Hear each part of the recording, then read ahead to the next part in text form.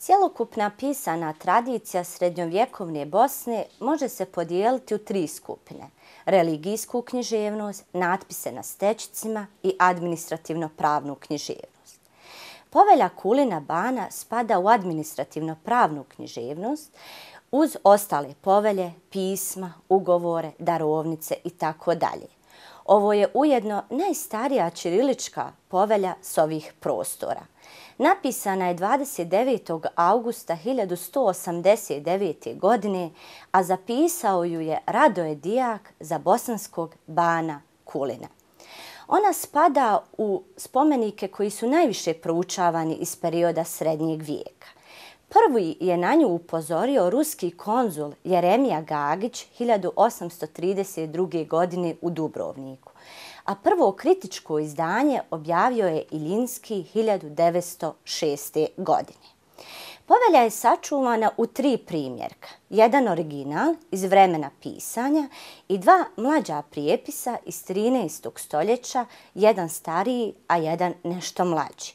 Original se čuva u Ruskoj akademiji nauka, dok se prijepisi čuvaju u Državnom arhivu u Dubrovniku.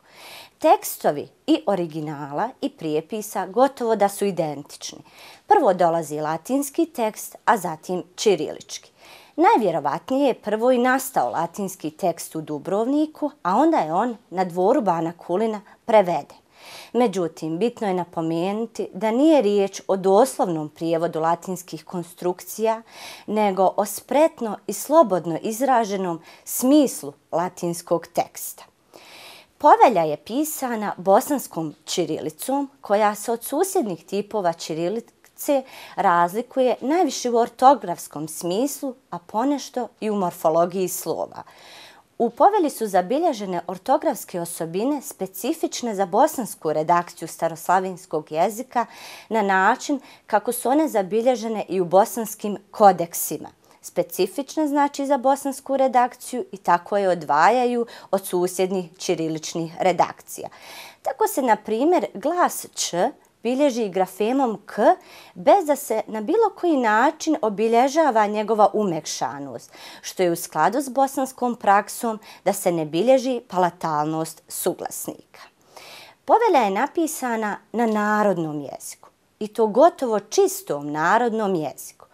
Crkveno-slavenski utjecaj vidljiv je u invokaciji, u crkvenoj terminologiji i u državno-pravnoj terminologiji. Ona potječe sa štokavskog područja, o čemu nesumnjivo svjedoči zamjenica što, te oblici imenica, glagola i neke druge njene osobine. Povelja se popularno još naziva i rodni list Bosne i Hercegovine. Zašto?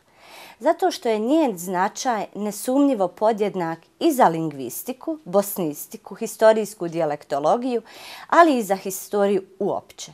Ona je neosporno svjedočanstvo bosanske državnosti.